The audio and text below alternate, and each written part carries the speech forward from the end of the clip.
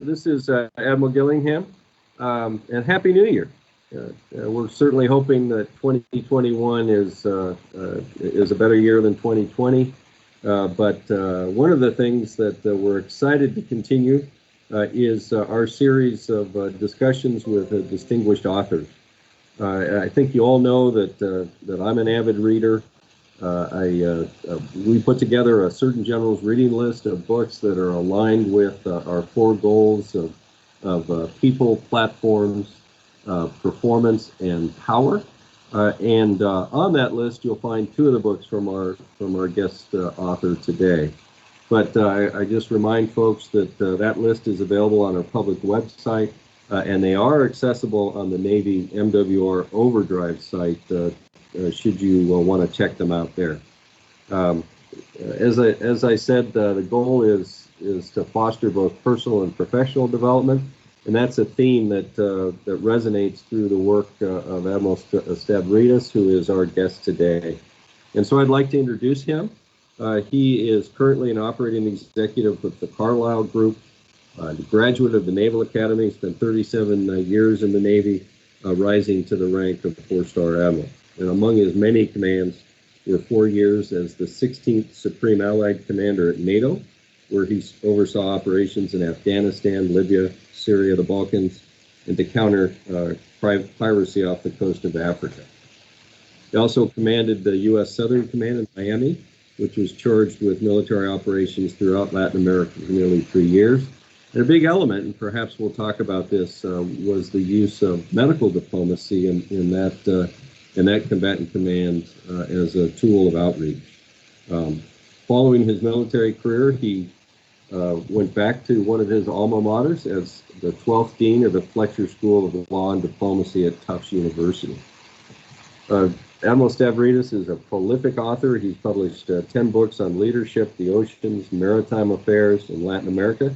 And as I'm sure many of you know, writes many articles and op-eds and blogs in many of the leading journals today. He's a monthly columnist for Time Magazine and Chief International Security Analyst for NBC News. And today, the books that we're going to be describing and discussing are Sea Power, the history of and geopolitics in the world's oceans, and Sailing True North, 10 Admirals, and the Voyage of Character. And Sea Power, readers really taken on a fascinating historical journey across the ocean. Each chapter is dedicated to the history and geopolitics of each ocean. And through this voyage, we're reminded with over 70% of the world covered in water. No wonders that the oceans continue to shape the world we live in. And that theme continues, particularly in his discussion of Admiral Thayer Mahan in Sailing True North. As I said, Sailing True North profiles actually 12 admirals and identifies the key characteristics of character as identified by Admiral Stavridis. So with that, sir, enough from me. I know the audience is anxious to hear from you, and so obviously I'll start with Sea Power. Writing a history of geopolitics of the oceans, obviously very ambitious undertaking, and I know that your many years, in fact over 9 years at sea, probably planted that seed. But I think the audience would appreciate understanding what led you to that project and some insights from that. I'll be glad to dive into that, and I will in a moment. But first of all, thank you for having me on. And I want to quickly establish my connections to Navy medicine. So I'm not sure even you as the Surgeon General would know this, but my daughter, Julia, is a proud ROTC graduate of Georgetown, where she studied nursing. She got a bachelor's in nursing and served on active duty for 4 years as a Navy nurse, very proudly. And she completed her obligated service and now is in the IRR and is just wrapping up her nurse practitioner degree at Duke University. So Navy nurse. And as you might expect, she got married along the way to a Navy flight surgeon. So my son-in-law is Dr. Scott Wallace, who is not too far from you. He's in Doc Baxter's flight clinic there in the Pentagon, where I get most of my medical care, as a matter of fact. So I had this very strong connection to Navy medicine. And by the way, my other daughter, as soon as Julia married a doctor, she decided immediately to marry a doctor. So she married not a military doctor, but a wonderful young emergency room physician. He was chief resident at Grady Memorial, the largest emergency room in the country down in Atlanta, and he practices down there. So 2 son-in-laws who are doctors and a daughter who's a nurse practitioner, and 2 of the 3 are Navy medicine. And I'll conclude on all that by simply saying this. 10 years ago, I knew a lot about the Navy, but I knew nothing about medicine. I didn't know anything about Navy medicine. And I'll tell you what I've learned in 10 years with 2 son-in-laws and a daughter who's a nurse practitioner. I've learned how hard medical professionals work. I've learned how they put others first. I've learned that they are people of deep, deep character. So I know many of you are in the Navy medical community, in the medical corps, the dental corps, the medical service corps. I hope there's a lot of folks on this call today, so I can just say to all of you, thank you for your service, not only as Navy professionals and naval professionals, but as physicians and nurse practitioners and administrators and hospital administrators and medical service corps. It is a vital service to the country, not only in uniform, but also in the larger medical world. And boy, have we learned that in 2020. So thank you for having me on, Doc, and I really do appreciate it, sir. Well, let's talk about sea power. You're very kind to bring up both the books, and I think we've got plenty of time to talk about both of them. I got interested in the idea of writing sea power, frankly, because of the amount of time I spent at sea in my life. I was assigned to ships for pretty close to 18 years, assigned to afloat units.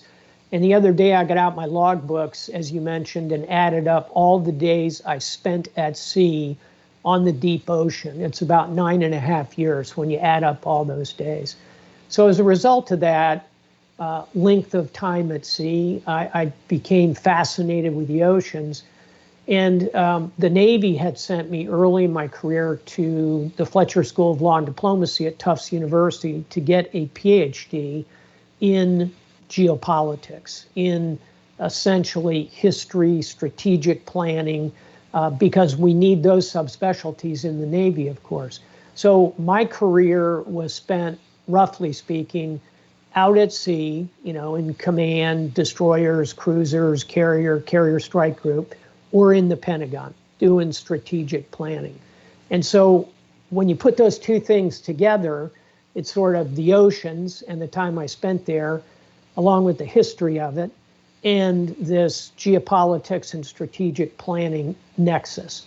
And I'll conclude by saying I had always been a fan of Admiral Alfred Thayer Mahan, who was the great strategist of the Navy and the nation well over 100 years ago in the late 19th century. And I thought, I'll never improve on Mahan, but I can update it. So part of the book is an attempt to kind of update the ideas of Mahan, using as a foundation all of the different oceans of the world. So there's a snapshot of how I got into writing Sea Power. Excellent. Well, thank you, sir. And appreciate the shout out to our colleagues in Navy medicine for the work that they're doing.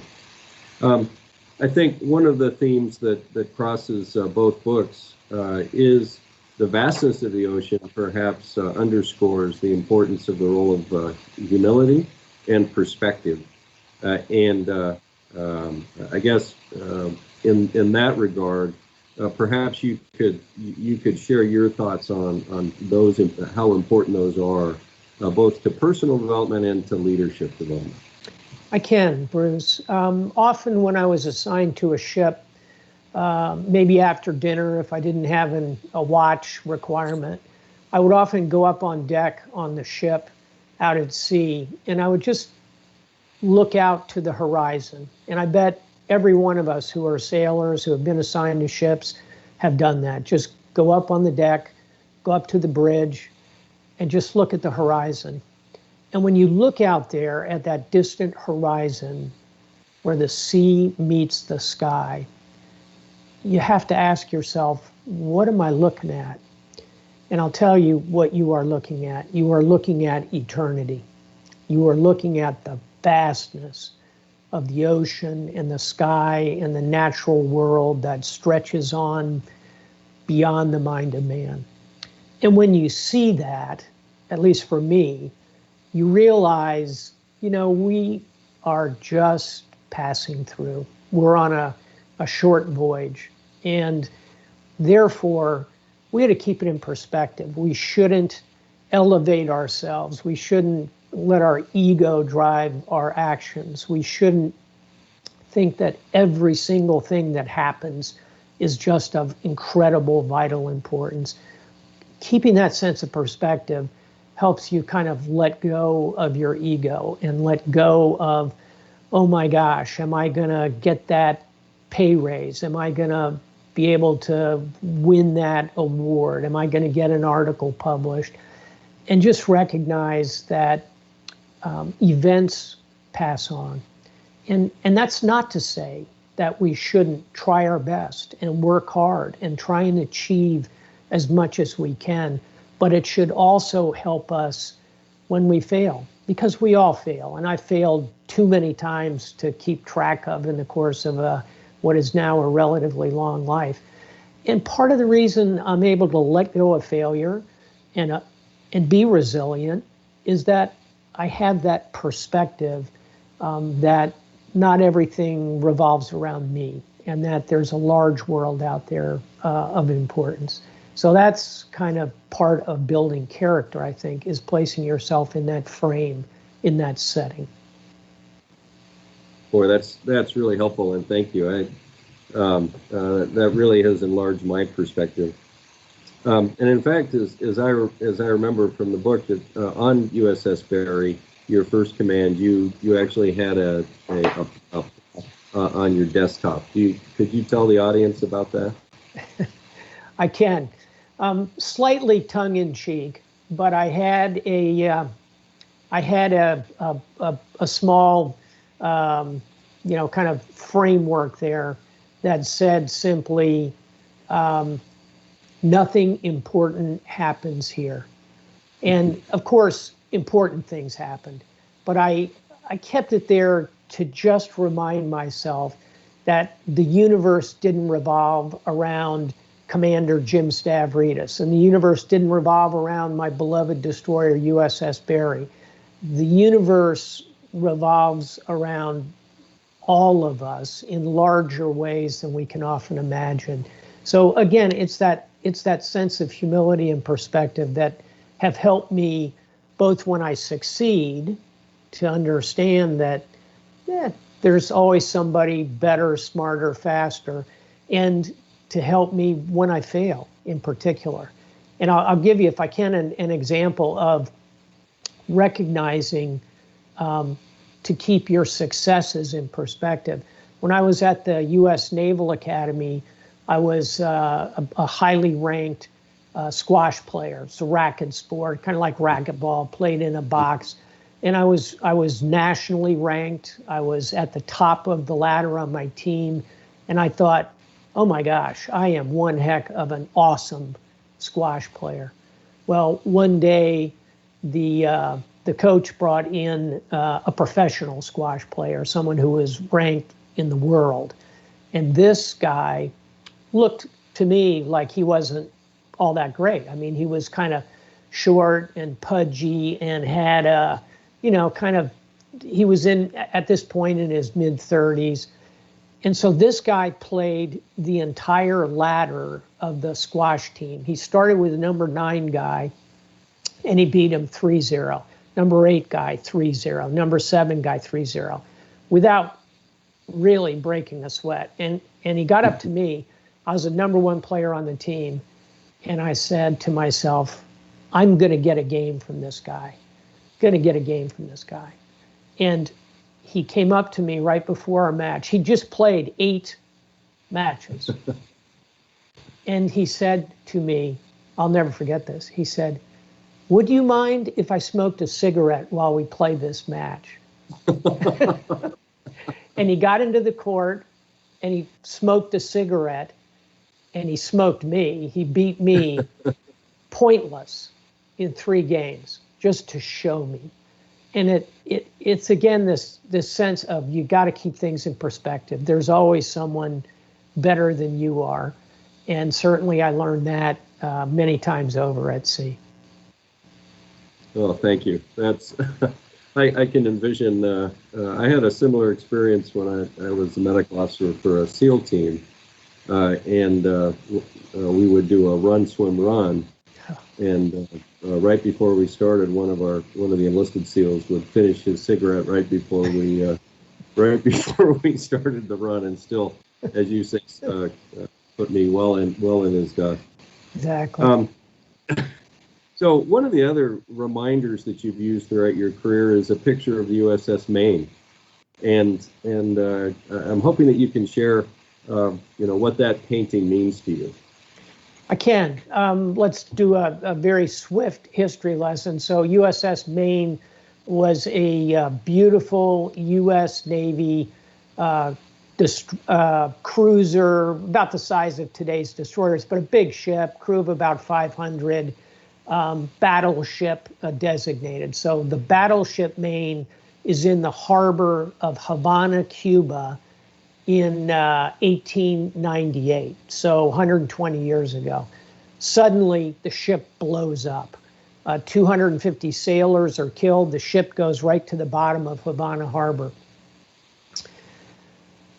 The history of this is that at that moment, the U.S. Navy announces immediately that the ship was destroyed by terrorists, was destroyed by Cuban revolutionary Spanish terrorists who planted a mine on the ship and killed all these sailors. So the United States plunges into the Spanish-American War in 1898. The ship blows up on February 15th, 1898. Well, we go through a war, and we won't have to go through all that history. A lot of people die. Cuba becomes a U.S. colony for a period of time. But here's the punchline of the story. 50 years later, after World War II, the U.S. Navy goes down and actually salvages the USS Maine. And we discover that it wasn't blown up by an external explosion, by a terrorist. It was an internal explosion that blew up the Maine. It blew up probably because of an ammunition malfunction, possibly an engine malfunction, but it blew up internally. So here's the point. We went to war because we were certain that this act of terrorism had destroyed one of our ships and killed hundreds of sailors. So I've always had a picture of the USS Maine on the wall in my office. And people say to me, well, Admiral, why do you have a picture of the Maine? You know, it blew up, it sank. Why don't you have a picture of, the Enterprise? You commanded the Enterprise Carrier Strike Group, a historic, successful ship, not one that blew up. And the answer to the question, Bruce, is that I keep a picture of the Maine on the wall in my office for 2 reasons. One is you ought to realize that your ship can blow up underneath you at any moment. Have a plan B. Be ready. Be ready for failure. But more importantly, I keep it there to remind me, don't rush to judgment. Make sure you really know the facts, especially if you're going to take a powerful, irreversible action, like launching your nation into war, like ending somebody's career, like making a decision that you can't retrieve. Make sure you have the facts, slow down, don't respond in anger. That's the lesson of the Maine for me. Well, that's really powerful, sir. Thank you. And certainly, I think I have found, and I'm sure others, that there's always another side to the story. And what I'm hearing you say is that you need to step back, use that perspective that we talked about, and really understand as much as you can about the situation before you act. So thank you. One of the stories that really resonated with me as a surgeon was the discussion of transiting the Suez Canal with a pilot that you weren't quite sure of, and the role your navigator played. As surgeons and in Navy medicine, we're trying to adopt high reliability principles where we want to make sure there's psychological safety and that everybody could speak up. And I see the bridge of a ship very much like an operating room where there's a very established hierarchy. So could you perhaps relate that story, and then how do you think the lieutenant, why did he feel comfortable speaking up even though he was very junior to you? First of all, that's a very powerful comparison, an operating room to the bridge of a ship, and I think it's spot on. I've never thought of that. It makes enormous sense to me. And as you say, it's crucial that everybody in a given setting like that feels empowered to be able to speak up. So here's the story. We're at the northern end of the Suez Canal. I'm totally exhausted. I've been up for 36 hours, and we go into the canal. And each ship that goes through the Suez Canal is required to embark an Egyptian pilot because Egypt runs the canal. And these are typically pilots who are there to advise the commanding officer, the captain of the ship, and help you through the waterways. We had a pilot who was very difficult to work with. He was surly, unpleasant, but we were making the best of it. And we got ourselves about halfway through the canal, and we hit a point in the canal called the Great Bitter Lake. It's a funny name, the Great Bitter Lake. And think of it as a parking lot. It's where the southbound ships pull over so the northbound ships can go by. And then you go back out into the main road, if you will, the canal, and you complete your transit. So we come down there and we have to make a right turn and get into the Great Bitter Lake. And the pilot is saying, "Over here, Captain, go over here. Another 2,000 yards, just go straight, drop the anchor." So I'm like very exhausted. I'm not in a mood to challenge this guy. He's been difficult to begin with. And I give the appropriate order, okay, head over there, let's get ready to drop the hook. My 24-year-old navigator, maybe 25, Lieutenant Rob Chadwick, pipes up from the navigation table and says, "Captain, we cannot take the ship there. There's insufficient water.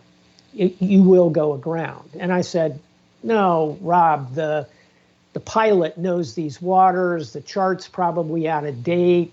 It's a sandy bottom. It changes all the time. The pilot knows what he's doing." And the pilot is saying, "Lieutenant, be quiet. I have told the captain where we're going." And the whole time we're, kind of motoring along. So it's like surgery. You got to make a decision like right now. You can't, wait an hour and figure it all out.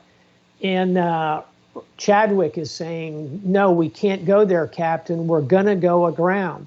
And I said, "Just let's keep heading that way." So now we're about 500 yards away. Lieutenant Chadwick says, "This is the navigator. I have the con. All engines back 1/3. Directly countervening my order.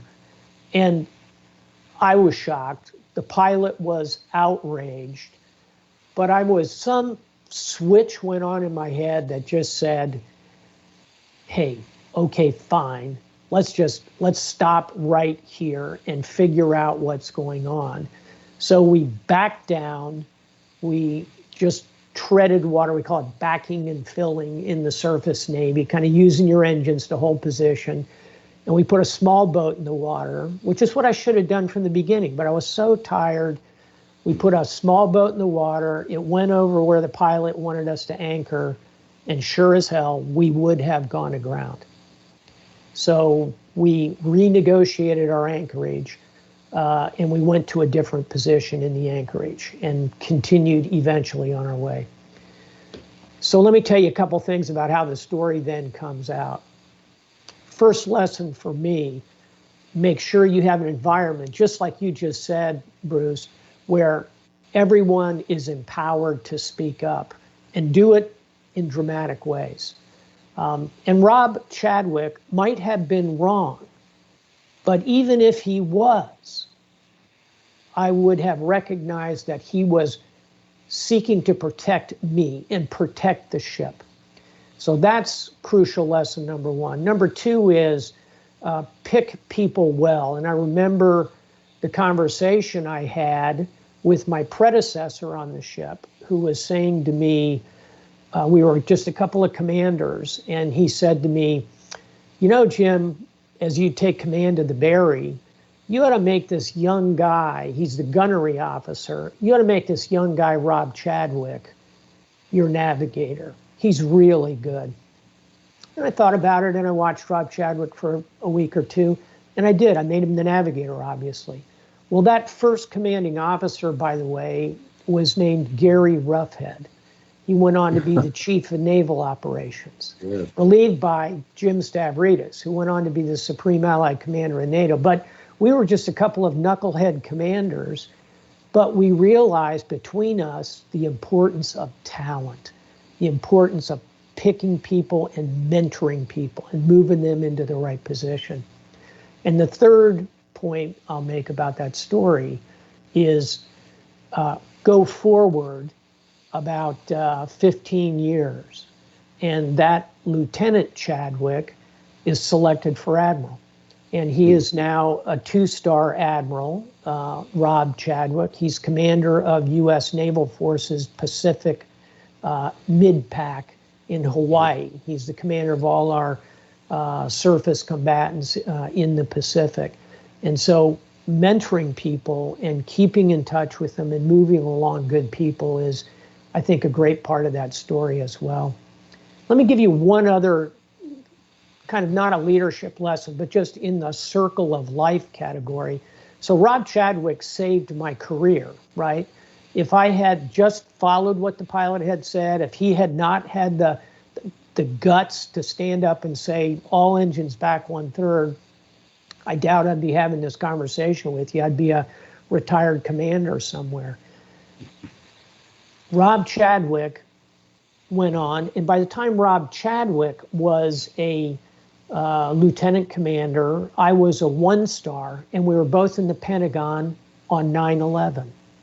And I was seated in my office in the Pentagon on 9/11, and I had said to Rob earlier in the week, he was also assigned to the Pentagon, I said, why don't you come by for coffee on what turned out to be 9/11? Rob Chadwick at that time was assigned to the Intelligence Center in the Pentagon. He would have been killed on 9/11 if he had not come for that mentoring cup of coffee.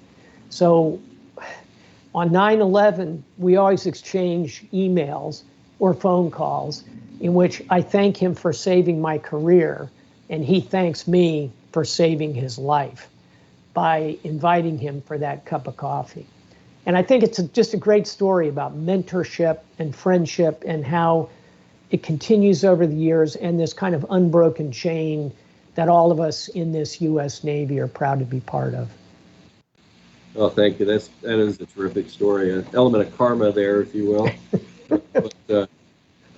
No, that's a terrific story, and I appreciate how much you were able to share about that situation. I think that key point that we've learned in the operating room is to foster that psychological safety is when the junior person was actually incorrect is not to humiliate them or not to denigrate them, but to stop and explain, but let them know you appreciate how engaged they are. So thank you for that reinforcement. Yeah, can I just add one other thought, which is that, you know, who works on this constantly are the airlines, and creating a culture where the co-pilot is unafraid to say to the pilot, we are standing into danger, we can't do this. And very often when there is a deadly plane crash, it's because a co-pilot might have known what was going on, but for whatever reason was afraid of the pilot, felt the pilot was the dominant figure, wouldn't speak up. It's that same syndrome. Whenever you're in these life and death situations, an operating room, flying an aircraft, driving a ship, you have to have that ability for the youngest person in the room to speak up and contradict the oldest person. It's got to be there. I couldn't agree with you more. I love the operating room analogy. Yes, sir. And in fact, much of what we call team steps is based on those aviation crew resource management concepts and have been adapted to the medical environment. But the two challenge rule, the opportunity for that junior person to speak up, even if told to stand down, to be able to say, I'm invoking that two challenge rule to make their point. I'd like to shift gears a little bit, and you make the distinction in the introduction to Sailing True North between character and leadership, and I found that particularly valuable for myself, and I'd appreciate it if you could explain that to the audience. I can. So Sailing True North, very different book. Sea Power is about the oceans and history and geopolitics. The main characters, if you will, in Sea Power are actually the world's oceans, the Pacific, the Atlantic, the Arctic. Sailing True North, the subtitle is 10 Admirals and the Voyage of Character. And it explores the difference, as you just said, between leadership and character. Here's the way to think about it.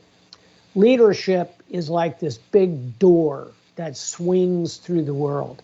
And it can swing with good effect, or it can swing, frankly, for very evil effect. Think about World War II. The door of leadership that swings is Franklin Roosevelt. He has good character, but above all, he's a leader. That door of leadership is also swinging for somebody named Adolf Hitler. He is a great leader. He mobilizes his society. Hitler is adored in Germany in the years leading up to the Second World War. It's why he can lead his nation into war. So leadership is that big door. But here's the point. Big doors swing on small hinges, right? Doors swing on hinges. Those hinges are character. That's what's in the human heart. That's what determines whether that big door swings for good or for ill. And in my view, we are awash in books of leadership. There are lots of books that tell you how to be a good leader. What are the techniques of leadership? How do you make that big door swing? We are underweight in thinking about and writing about character, the little hinges that the door swings on. So I set out to write a book about character. And so, write what you know about. I know about history. I know about the sea. I know about the lives of naval characters. So I chose these 10 admirals and told their stories of character, and then tried to draw lessons about character. So that's kind of the difference between leadership and character. Yeah, so that's very helpful, and I think it continues that work, and you describe it by Brooks distinguishing between the curriculum vitae virtues and the eulogy virtues. So I really appreciated that. One of the things that most impressed me with Sailing True North is that you were willing to look at your failures straight on in a very objective fashion, and as a very senior officer, acknowledging that perhaps you didn't get it right, for example, in Southcom, or that there was some significant learning there, even as a 4-star admiral, that you subsequently able to apply in your follow-on position, and I think it's it was refreshing for someone of your stature to be willing to share that and say how it actually contributed to your development, as well as some other senior officers that you mentioned. And I think that if you wouldn't mind, I realize that's probably not your favorite part of the book, but if you wouldn't mind describing that. Sure. At U.S. Southern Command, when I went there, and just for everyone who might not follow COCOMs and how they're structured, U.S. Southern Command is the joint four-star officer in charge of all military activity effectively south of the United States of America. So Latin America and the Caribbean, and you're in command of Army, Navy, Air Force, Marine Corps, a lot of Coast Guard, frankly, lots of civilians, drug enforcement agencies, kind of part of your remit. And it's a big command, although it's one of the smaller combatant commands, of course. And its headquarters is in Miami. And so I went down there and I had this, I thought, brilliant idea. And my brilliant idea was that I was going to completely reshape the staff of U.S. Southern Command and get rid of the old structure of J1 personnel, J2 intelligence, J3 operations, J4 logistics, J5 planning, J6, et cetera, et cetera. So I was going to get rid of that. And my theory of the case was that those codes and that structure for a combatant command is designed to move forces in combat. So U.S. Pacific Command, now Indo-Pacific Command, needs a structure like that. U.S. European Command, where I went next and was also Supreme Allied Commander in NATO, needs that structure. But Southcom, in my view, didn't need that structure because our missions in Southcom are not warfighting missions. Our missions are, you mentioned it earlier, medical diplomacy, humanitarian relief operations, drug interdiction, rule of law missions, working with partner militaries, some counterterrorism kinds of missions, but really pretty limited. You just don't think of Southcom as a place where we're going to fight a big war. So I restructured the whole staff, and I just did it. I just sort of said to myself, I know what I want, and we're going to get rid of all those codes. We're going to have a staff group that does nothing but medical diplomacy. We're going to have a staff group that does counter narcotics. We're going to have a staff group that does disaster relief. Completely changed the structure of the staff. Well, many of you are on staffs right now, and you can picture the massive confusion, the dislike of many of the people, because, we're human beings. We don't love change. And in particular, we don't love sudden change.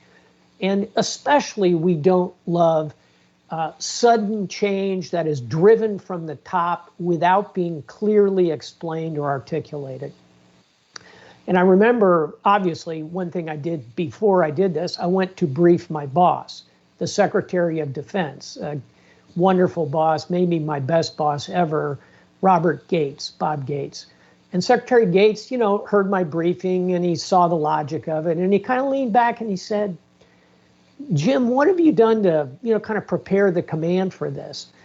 And I said, I'm the 4-star. I'm just going to go down and do it, sir. This is what I want. It's how I want my staff. And Gates said, well, good luck with that. I hope you really drive the tent poles in pretty far and, buckle up. And I thought, I got this one.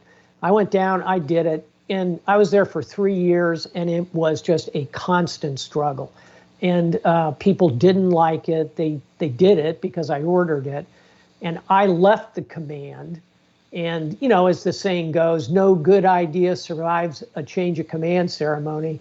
About 2 weeks after I left, my successor just said, what was that all about? And now they're right back to J1, J2, J3, J4. Fine. What did I learn? I learned that even as a 4-star officer, you can fail if you let your ego overtake your sense of leadership. I learned that you may have a brilliant idea. And by the way, I stand by the logic of the idea, but you got to implement it in sensible ways. And number three, I learned real change has to be nurtured from the bottom up. You've got to explain it to people. It's a retail process. And, I should have learned those lessons earlier. And in fact, I did. And, to flip analogies and give you a successful version of this, when I was a commander in the Barry, I was told, you're going to be the first destroyer in the Navy to have women on board. I had an all-male crew for about a year, and then the Navy picked the Barry as one of the first destroyers to have women. In that scenario, I spent the time. I went around to every work center in the ship. I met with my sailors in groups of 5 and 6 and 7 and explained it and told them why and how we were going to handle it. And it sounds very quaint now, but 20 years ago, that was a big deal. And so I should have learned that lesson.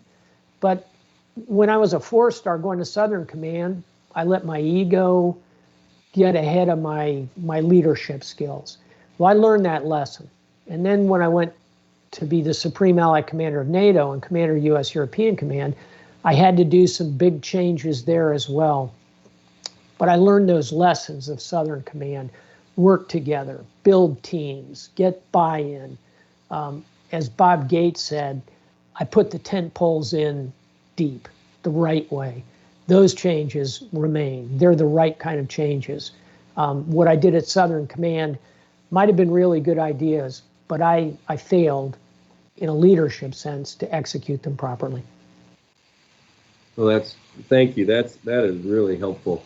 And I think, that you were able to bounce back and apply what you learned in NATO is a reflection of resilience, which is a theme that runs, sailing true north. And you give a couple of contemporary examples, but before we open to the audience in a few minutes, if you could just share your ideas about the importance of resilience. I can. And in Sailing True North, it's about 10 historical admirals, all of whom have passed away and gone to the great fleet in the sky. Although I knew a handful of them. I knew Rear Admiral Grace Hopper, who taught me computer science at the Naval Academy. I knew Admiral Elmo Zumwalt, who I adored for his creativity and his energy. I knew Admiral Hyman Rickover, who scared the hell out of me, but was a visionary who really created the idea of the nuclear navy. So those were all historical admirals. But I have one chapter in the book where I talk about 2 of my contemporaries with the idea of resilience.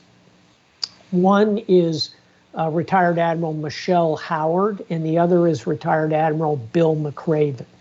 And I talk about Michelle Howard, whom I have known since she was a midshipman at the Academy. She's slightly younger than I am, but I knew her there. And I talk about the fact that everywhere she went in her career, she had to break barriers. She's African American. She's, I think, 4 feet 11 inches tall. She's a small of stature. She's from a minority, but everywhere she went, she was able to break through barriers and had to be very resilient. And I think at the beginning of her career, people would simply denigrate her for being African American, for being a small person. I think as she got further along in her career, people would say, she's being handed that because she's African American, and it required a different kind of resilience. So Michelle, I think, had real challenges and overcame them and broke every glass ceiling. She's the first African American woman to command a warship, the first African American woman to be a 1-star, a 2-star, a 3-star, and a 4-star. That's kind of professional resilience. Bill McRaven, is a Navy SEAL, and we think of him, as a big, tough, war-fighting SEAL. But here I am speaking to a group of medical professionals. Bill McRaven has been incredibly resilient in the face of medical challenges. When he was a captain, he had a parachuting accident where his chute only partially opened, and he severely damaged his back, his vertebrae. He was flat on his back for several months. When did this happen? It happened right as 9/11 happened. So here's a guy who's been waiting his whole life to really get in the big fight, and he ends up at Bethesda on his back for part of it. He recovers through his resilience. He rebuilds his body. He goes back to be a superb SEAL commander, as we all know. He leads the Special Operations Command. He orchestrates the raid that kills bin Laden. So it's a terrific story of medical resilience. But here's what is little known, although he's been publicly open about it. As a very senior officer, as an admiral, he has contracted a form of leukemia, which has been debilitating for him at times. He's had significant treatments for it. It comes back. He gets another treatment. It comes back faster. The trajectory is not great. And yet, for him, he continues to do important work. He was chancellor of the University of the Texas System. He has continued to be doing a lot of writing and commentary. He continues to be a very leading voice. So he personifies the kind of resilience that all of you in the medical community have seen again and again. And you know how important resilience is to medical recovery. I think Bill McRaven is an example of that kind of resilience, just like Michelle Howard is an example of the kind of resilience you have to overcome the structural, racial kinds of barriers that people can try and put in front of you. Gender, stature, race, both pretty remarkable stories. And so I tell their stories in Sailing True North as well. Yeah, well, thank you. And having known both, worked with and known both admirals, I appreciate their inspiring stories and that additional insight. The first question from the audience is, are there any other admirals that provide lessons in character that you weren't able to include, or in hindsight you would have included? Yes.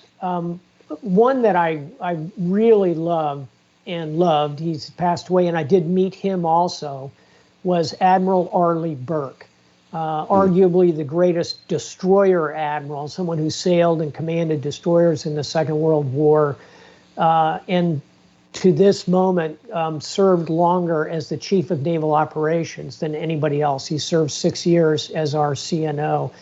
I really wanted to include him, but it was really kind of a choice between him and Admiral Nimitz, because their stories are so similar. Their character is so similar. They both were men of quiet strength, quiet confidence, World War II, commanded ships in the Second World War.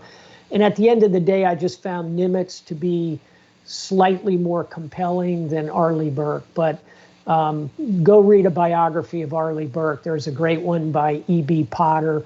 His is a story that's truly worth telling. I'll give you two others that are iconic Navy admirals who easily could have been included. One is Admiral Dewey, who was the victor of the Battle of Manila Bay, very famous for "You may fire when ready" Gridley. He steams his fleet into Manila Bay and blows up the Spanish fleet. And his qualities are calmness under fire, steadiness at all times. So could have included him. I actually saved him for another book I'm working on, which is the same story. And the other admiral would be Admiral Farragut, who was the Civil War admiral. His famous line, really famous in American lexicon, is "damn the torpedoes, full speed ahead," as he is steaming into Mobile Bay. And so his is a story of risk taking. And that's part of character, right? Is the confidence to really take, in this case, very personal risk and risk your fleet, risk your career. Again, I saved him for another book that I'm doing. So you will see Farragut and Dewey later on. And by the way, I'll finish on this by saying they're not admirals, but two people of immense character. And one is very contemporary, and I think will resonate with this audience. One is, in my view, Captain Brett Crozier, the commanding officer of the Roosevelt, who absolutely craters his own career to protect his crew in the middle of COVID. Frankly, I think, as far as I can follow the story, following the advice of his medical team on board the ship. And I suspect you, Doc, know more about that story than I do, but I look at it from the outside and I see a captain who cares above all for his crew and sends the Navy a blistering email to get the attention of the Navy, completely focused on the situation in Roosevelt. That's an act of real character, in my view. And the other one I would mention is an African-American mess specialist, third class, Dory Miller, who is assigned to the battleship at Pearl Harbor. He's not trained to run a gun. He's trained to serve meals in the wardroom. And he chooses, in the middle of the attack on Pearl Harbor, to man an anti-aircraft gun and just starts shooting Japanese airplanes out of the sky. That's real character. That's deep courage. And as many of you will know, the Navy just announced we're naming our next nuclear-powered aircraft carrier after Dory Miller, USS Doris Miller. So there are so many examples in our profession of people of great character. And believe me, they're not all admirals. They can be enlisted men and women. They can be officers, but not admirals, and they can be admirals as well. So there's some additional stories. Well, that's excellent.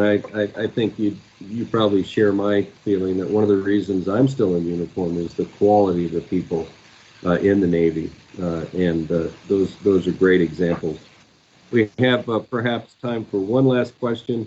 And it includes a comment of one of our audience members loved your book, Accidental Admiral, and thanks you for that book, and is eagerly, as am I, and I'm sure the rest of the audience, you whet our appetite a little bit about your future project, and if you could give us a little bit more insight in what we can expect on the shelves to come.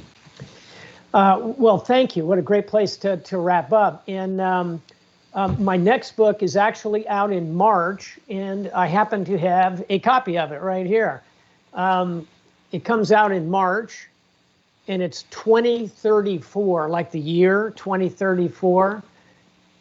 And the subtitle is A Novel of the Next World War. So it is my 10th book, but my first novel.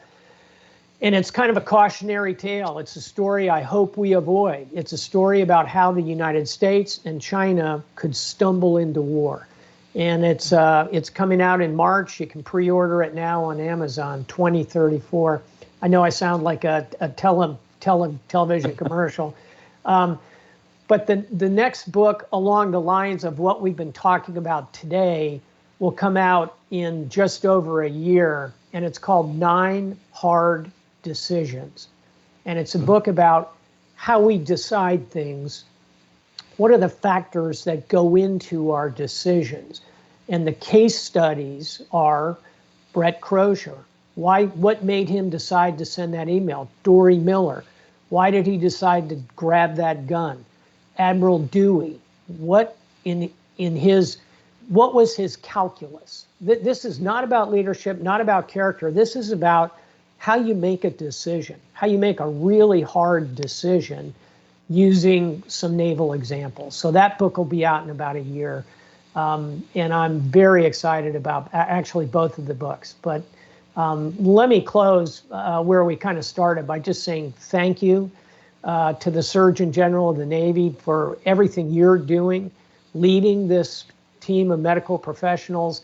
And again, as I said before, to all of you who are front line in this COVID fight and front line for your nation. You're serving in extraordinary ways, and I'm really proud of you. And I'm proud to be part of the Navy team, Navy Marine Corps team with all of you. So thanks for having me on.